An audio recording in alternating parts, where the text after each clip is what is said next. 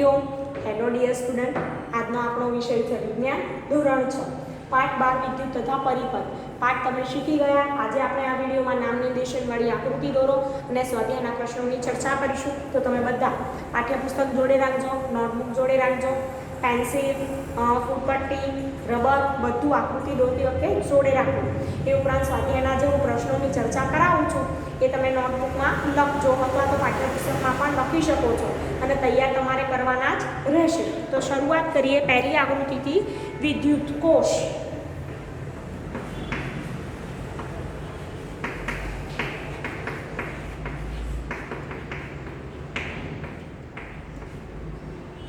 હવે વિદ્યુત કોષ હું દોરું છું, તમે પણ મારી સાથે દોરજો.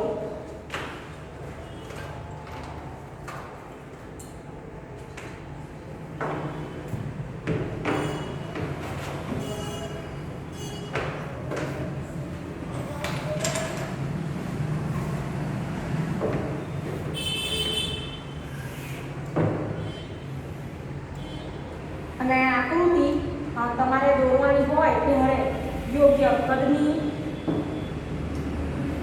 યોગ્ય માપની અને વ્યવસ્થિત દેખાય તેવી દોરવાની રહેશે. જેમ કે સપ્લિમેન્ટરી હોય તો સપ્લિમેન્ટરીમાં અડધા ભાગમાં, ઘણી આકૃતિઓ એવી હોય કે મોટી હોય તો તમારે આખા ભાગમાં આકૃતિ દોરવાની રહેશે. હવે બલ્બ છે, બલ્બમાં અહીંયા વચ્ચે ટોપી જેવો ભાગ ઉપર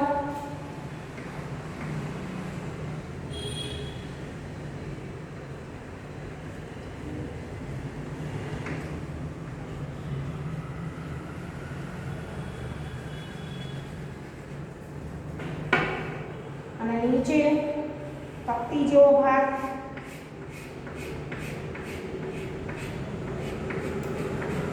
બરાબર. હવે આપણે જોઈએ કે આ જે ભાગ છે અહીંયા ત્યાં પ્લસ, નીચેનો ભાગ છે ત્યાં માઇનસ, એટલે ધન ટર્મિનલ, ઋણ ટર્મિનલ, બરાબર.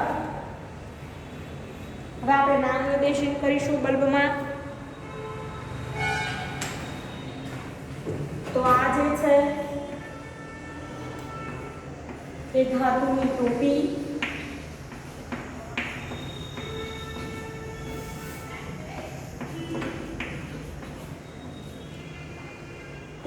નીચે છે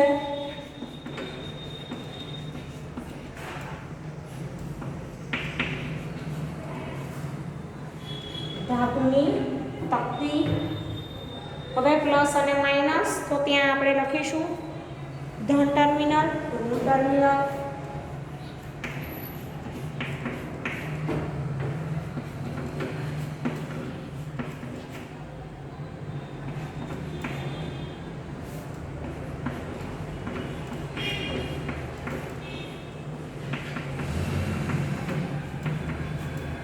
ધન ટર્મિનલ, ઋણ ટર્મિનલ. હવે આ જે પડ છે ઉપરનું બલ્બનું, સોરી વિદ્યુત કોષનું શેનું બનેલું છે? તો લાખનું પડ.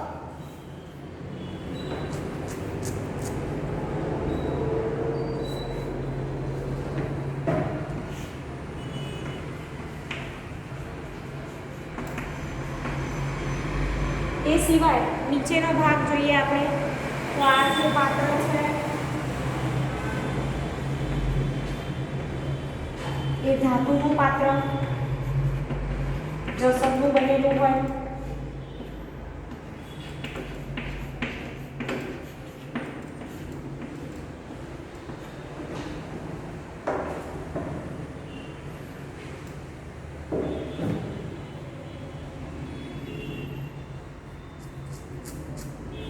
ત્યારબાદ અંદર શું ભરેલું હોય? તો રાસાયણિક પદાર્થો.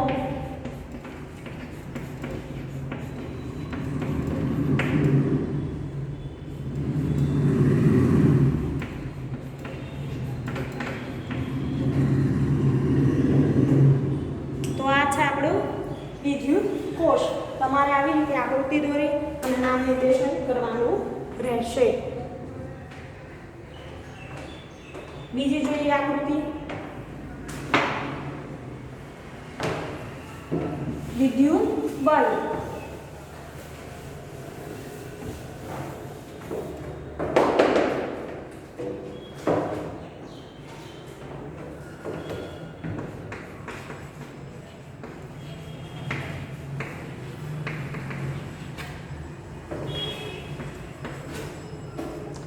હવે વિદ્યુત બલ્બની આકૃતિ દોરાવું છું, એ પણ ધ્યાનથી દોરજો.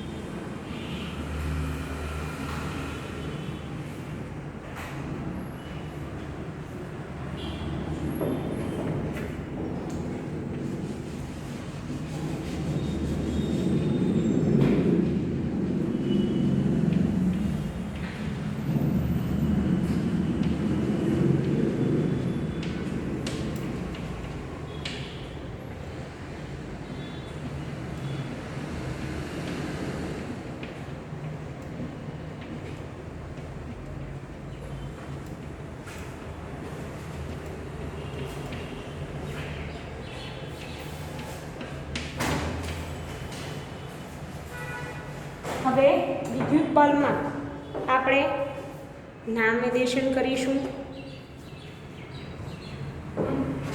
તો આ છે કાચનો ગોળો,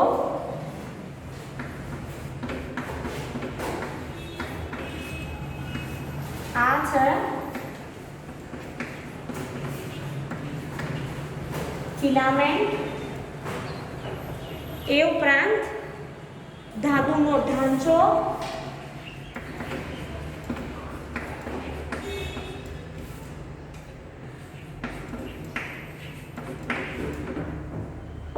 અને છેલ્લે જોઈએ તો અહીંયા છે ધાતુની અણી.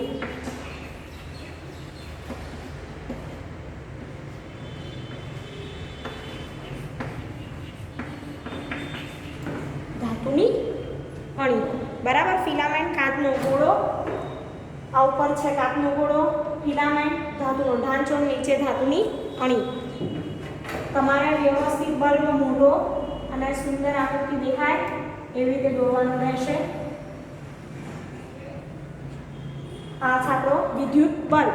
હવે ત્રીજી આકૃતિ જોઈશું નામ નિર્દેશન વાળી, વિદ્યુત પરિપથ. સાદો વિદ્યુત પરિપથ એવું પૂછાય 3 માર્ક્સમાં, તો તમને દોરતા આવડવું જોઈએ.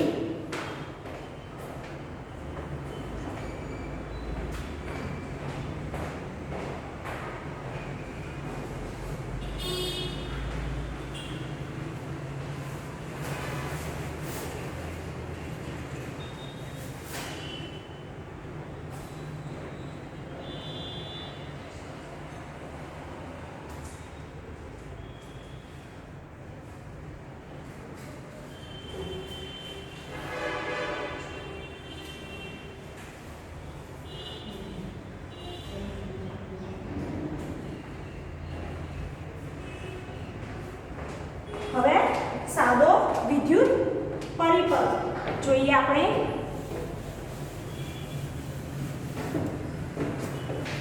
ત્રીજો પોઈન્ટ છે આપણો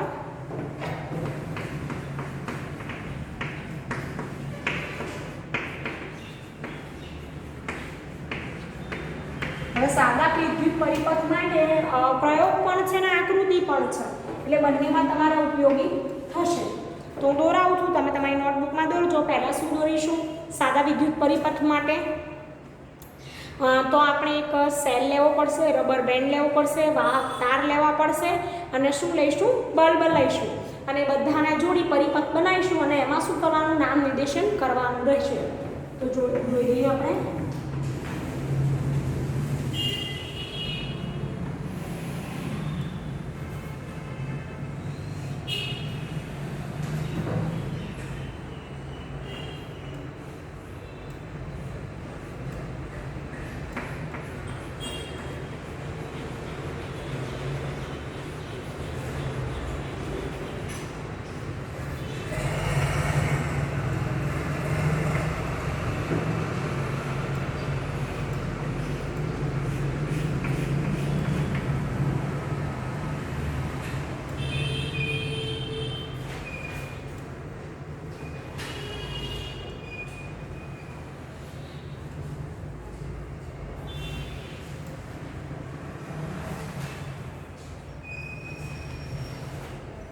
હવે આ આપણો સેલ રેડી.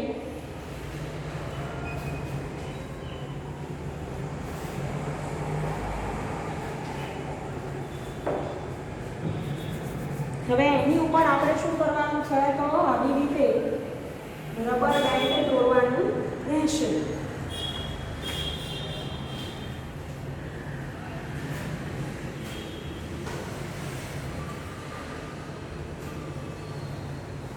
બરાબર, રબર બેન્ડ આ જોડેલું. રબર બેન્ડ જોડ્યા બાદ આપણે શું કરીશું તો એમાંથી વાહક તાર નીકાળીશું. વાહક તાર આવી રીતે તમારે બનાવવાનો રહેશે. સેલ બનાવવા માટે તમે પટ્ટીનો ઉપયોગ કરો તો ચાલે, પણ વાહક તાર દોરવા માટે તમારે હાથથી જ વાહક તાર દર્શાવવા પડે. એમાં તમે લીટી દોરીને દર્શાવો તો ચાલે નહીં. આવી રીતે બે વાહક તાર દર્શાવવાના રહેશે.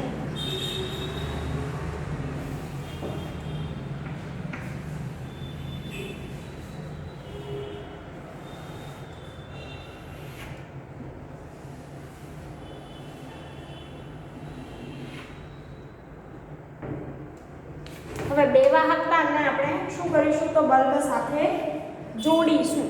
તો આપણે દોરીશું બલ્બ.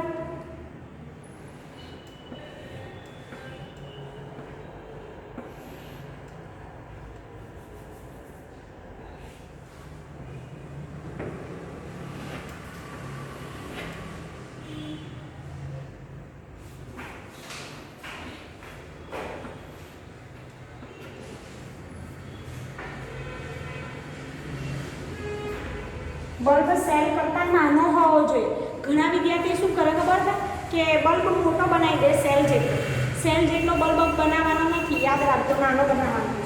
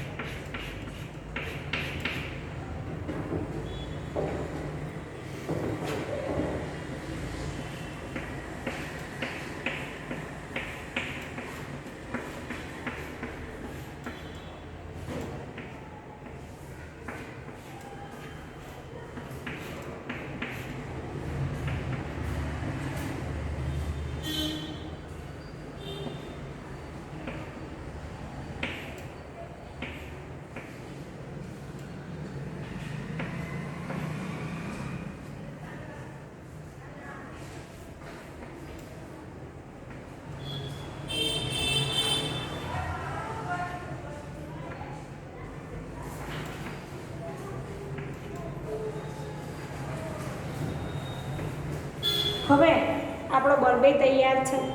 તો શું કરીશું, નામ નિર્દેશન કરીશું. તો પહેલાં આપણે જોઈશું આ શું છે તો વિદ્યુત કોષ.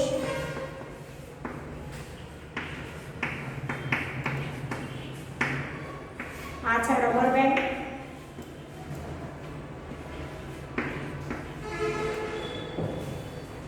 અહીંયા પ્લસ, અહીંયા માઇનસ.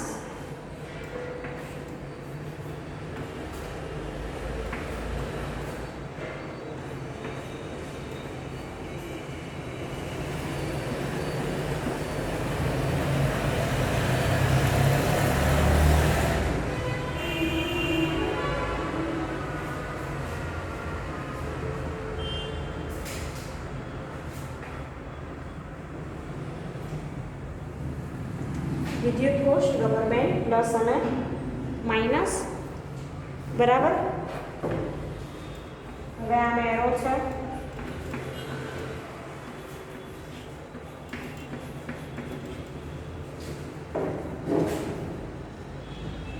આ છે વાયર. આ પણ વાયર, ફિલામેન્ટ.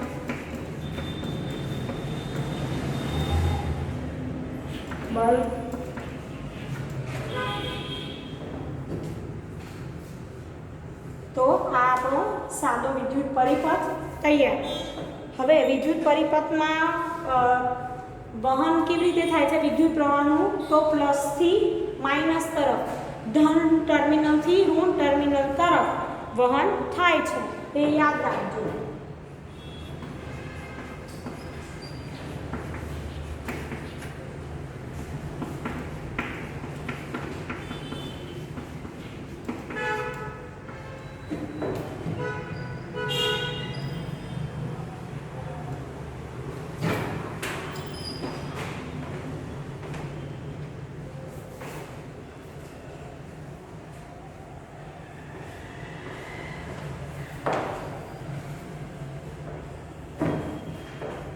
હવે આપણે આગળ જોઈશું.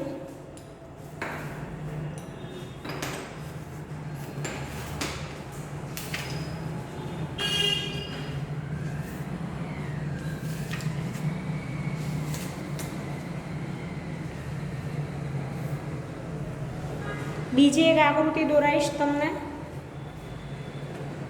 આવીને આવી જ બરાબર. તો સ્વિચ સહિતનો વિદ્યુત પરિપથ.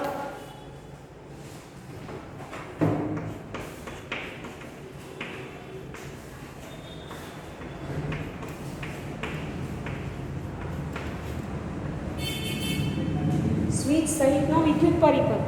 આ જે વિદ્યુત પરિપથ છે એમાં આપણે ફક્ત શું ઉમેરવાની રહેશે?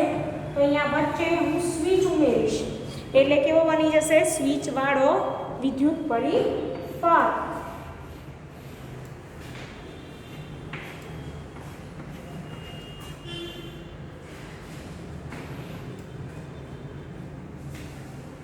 તમારે આકૃતિ દોરવાની છે નવી. મેં તો બોર્ડ હતું એટલે લૂછીને વચ્ચે સ્વિચ દોરી, તમે એવું ના કરતા. હવે એમાં શું ગોઠવીશું? સેફ્ટી પિન,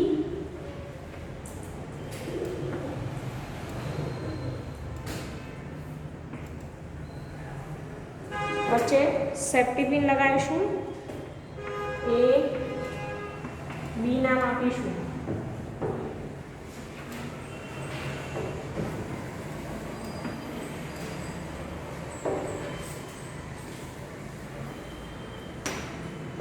તો આ થઈ ગઈ સ્વિચ. તો આ છે આપણો સ્વિચ સહિતનો વિદ્યુત પરિપથ.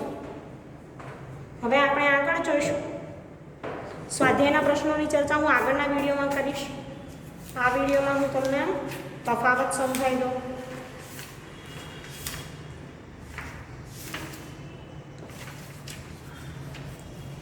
વિદ્યુત સુવાહક પદાર્થ, વિદ્યુત અવાહક પદાર્થ.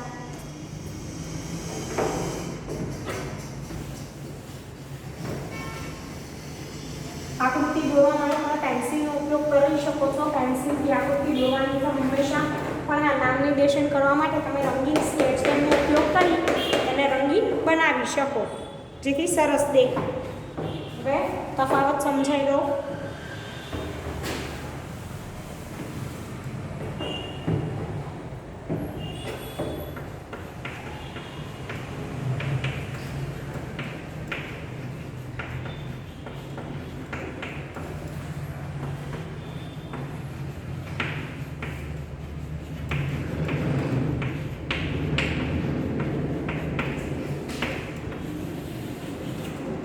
વિદ્યુત અવાહક પદાર્થ અને વિદ્યુત સુવાહક પદાર્થ.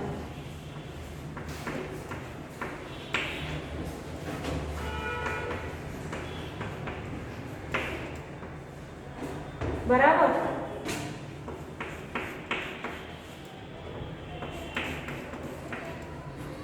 હવે તફાવત લખો તો પહેલો પોઈન્ટ, તફાવતમાં શું કે બંનેનું જુદાપણું, સરખાપણું નહીં, સમાનતા નથી દર્શાવવાની, જે ભિન્નતા છે એ દર્શાવવાની રહેશે. 2 પોઈન્ટ. ધારો કે અહીંયા તમે ઉદાહરણ લખ્યા હોય તો સામેની સાઈડ એના ઉદાહરણ જ લખવાના છે. પછી અહીંયા વ્યાખ્યા લખી અને અહીંયા ઉદાહરણ લખશો તો માર્ક્સ મળશે નહીં. પોઈન્ટ જે રિલેટેડ હોય એ જ પોઈન્ટ લખજો. પહેલો પોઈન્ટ લઈએ આપણે કે વિદ્યુત સુવાહક પદાર્થ, તો તેમાંથી વિદ્યુત પ્રવાહનું વહન સરળતાથી થાય, અને વિદ્યુત અવાહક પદાર્થમાં વિદ્યુત પ્રવાહનું વહન સરળતાથી થઈ શકે નહીં. તો લખીશું કે તેમાંથી વિદ્યુત પ્રવાહ પસાર થઈ શકે છે.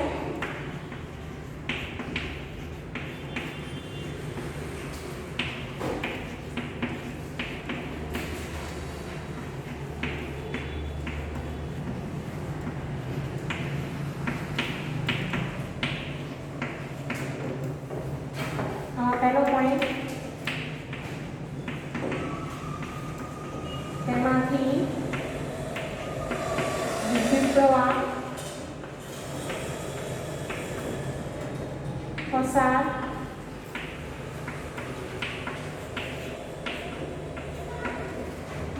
થઈ શકે નહીં. હવે બીજો પોઈન્ટ લઈએ કે વિદ્યુત પ્રવાહને એક સ્થાનેથી બીજા સ્થાને લઈ જવા વિદ્યુત સુવાહકનો ઉપયોગ થાય છે. અને સામેની સાઈડ શું લખીશું કે વિદ્યુત પ્રવાહના સીધા સંપર્કથી બચવા વાહક તારના આવરણમાં અને વિદ્યુત સાધનોના હાથામાં વિદ્યુત અવાહકનો ઉપયોગ થાય છે. ત્રીજો પોઈન્ટ જોઈએ કે લોખંડ, તાંબુ જેવી ધાતુઓ વિદ્યુત સુવાહક પદાર્થ છે. રબર, એબોનાઇટ જેવા પદાર્થો વિદ્યુત અવાહક પદાર્થ છે. તો બીજો પોઈન્ટ લખીશ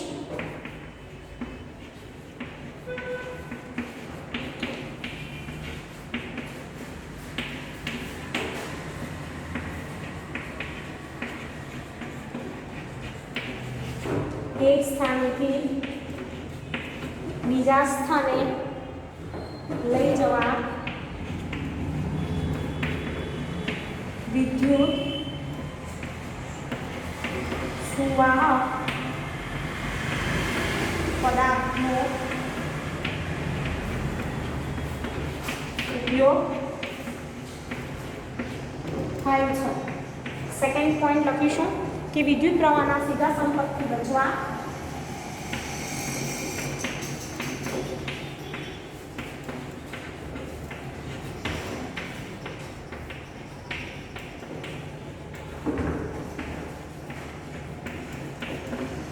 અને બચવા વાહકતાના આવરણમાં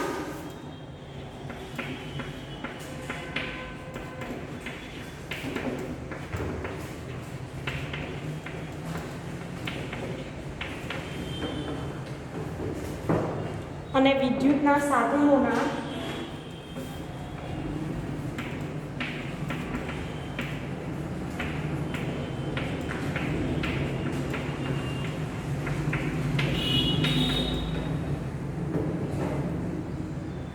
હાથામાં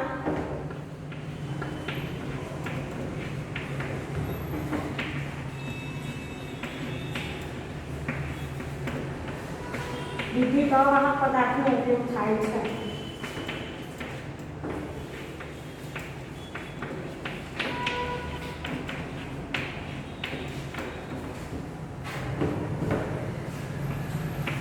ત્રીજો પોઈન્ટ લોખંડ, તાંબુ જેવી ધાતુઓ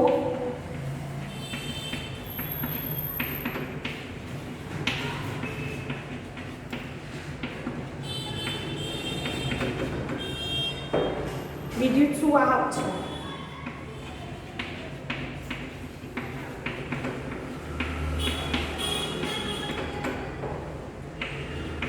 હવે રબર, કાચ, લાકડું બધા કેવા છે? વિદ્યુત અવાહક.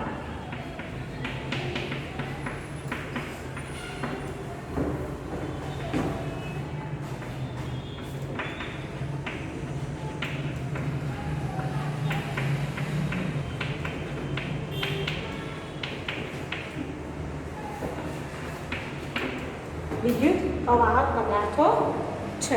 તો વિદ્યાર્થી મિત્રો, આ વિડીયોમાં તમે શું જોયું? તો નામ નિર્દેશનવાળી આકૃતિને તફાવત. નામ નિર્દેશનવાળી આકૃતિ તમે ઘરે 2 વાર દોરી અને તૈયાર કરજો અને તફાવત પણ નોટબુકમાં લખી તૈયાર કરજો. Thank you.